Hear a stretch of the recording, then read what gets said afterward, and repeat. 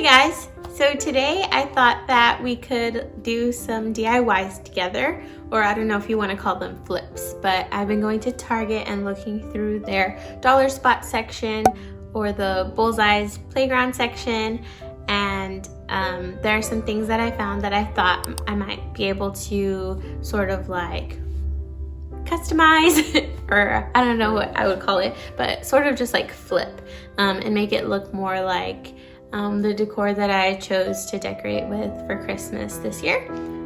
So as you can see from my tree, it's a lot of like wood and neutral things, a lot of natural elements. So I got some stuff from the dollar spot, so that's what we're gonna do today. And I have my scrunchie here so I can pull my hair back and we can get started. Alright, for the first flip you just need these little wooden Christmas trees if you've seen them, some paint, and a bowl to mix it in because I'm going to be putting some baking soda in it just to thicken it up and make it look like ceramic. I'm sure you've seen this trend all over everywhere. So I just mixed a little bit of antique white with this color. It's called moss, and it's a really pretty like sagey green color. So yeah, I just mixed it up really quickly and decided that it looked like a good consistency to paint. I do wish I had put a little bit more baking soda, but I think it still just came out. It came out just fine. So I like the way that it looked. I love the color, and I decided to do it to the second one as well, but I left the wooden one just plain as wood because it looked really pretty that way. And for the second one I used the antique white and also a taupe color. I think it's called just plain old taupe. But I found that on its own it sort of looked cement-like and I don't really like that look. So mixing it with the antique white came out just how I wanted. And yeah, super simple. You just cover it up. You only need one coat because of how thick the baking soda makes it. And I think they came out really cute.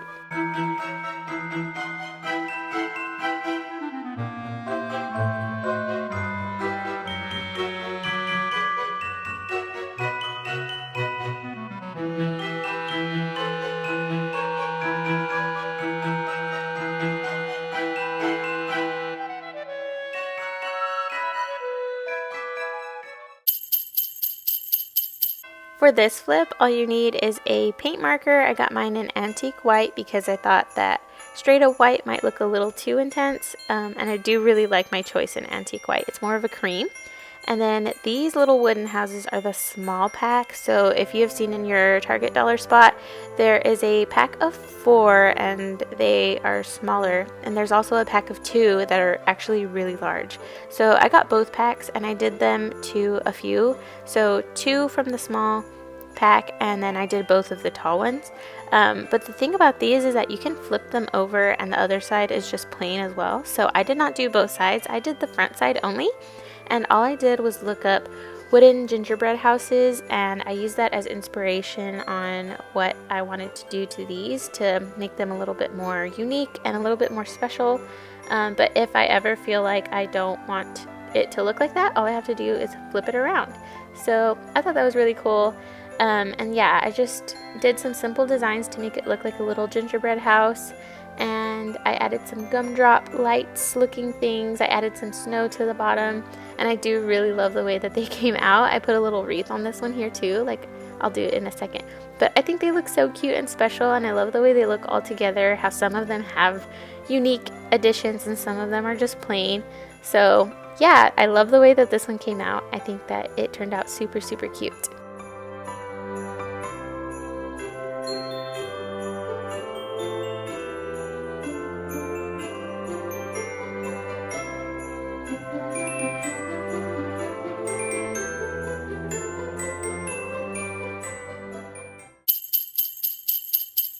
So for this last flip, you just need this little cute gnome guy, some felt from Hobby Lobby or anywhere else, and some fabric of your choice. I chose this really pretty neutral gingham.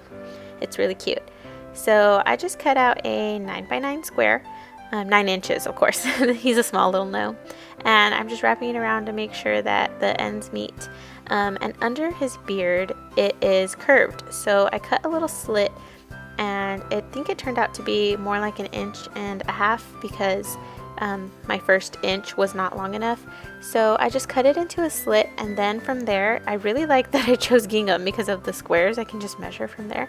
I made a V to sort of wrap around the curve of his beard. This fabric was not very stretchy, so I did have to go in and adjust a few times, but once I figured it out, I just hot glued it to the back, and it sort of made just like this seam. Be wary though, because I folded it in half so it would cover this material, and once I folded it in half, I had to hot glue those two pieces together as well as the second piece on top. So as you can see here, I'm hot gluing it, and then there's the top layer of it is sort of popping up, as you can see.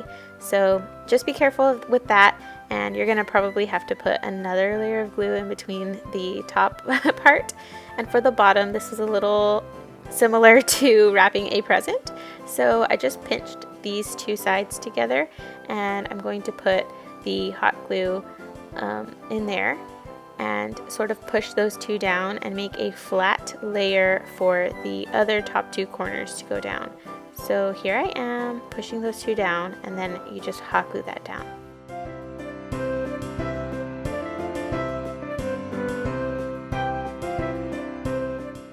And again, the top layer of fabric sort of pops up, but since I was putting these top layers down, I did not mind too much about those.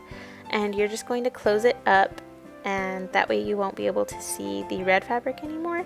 So another little couple of dots of hot glue to push those down, and then another couple of dots of hot glue between the two layers of fabric since I folded it in half.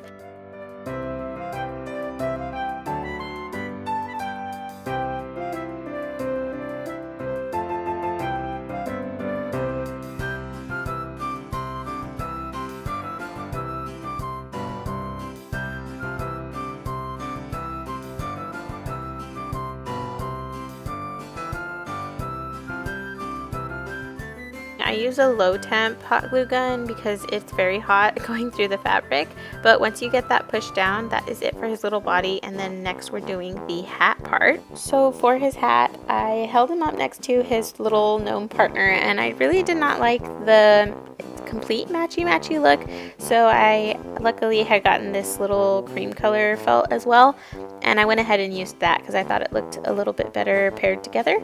And I gave myself a lot of extra wiggle room, and I'm glad I did, because even so it was still a little bit of a tight fit around his little hat. But you just need to cut out a simple triangle and give yourself a lot of room, because yeah, as you can see here, I sort of struggled just a little bit to get it right on top of each other, but felt is not very, it doesn't have much give, so I sort of expected that a little bit, but you know, just letting you know, learn from my mistakes.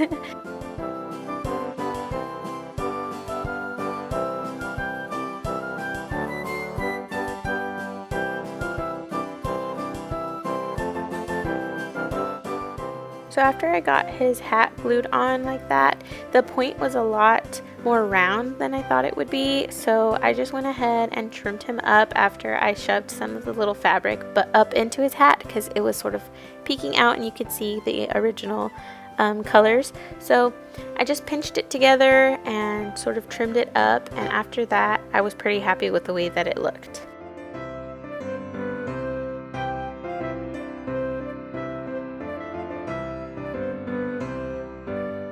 I think that these little gnomes, when put together, were definitely my favorites, and I'm really happy that I decided to pick them up and to customize them to my own sort of style. So I will let you see what they look like in a second.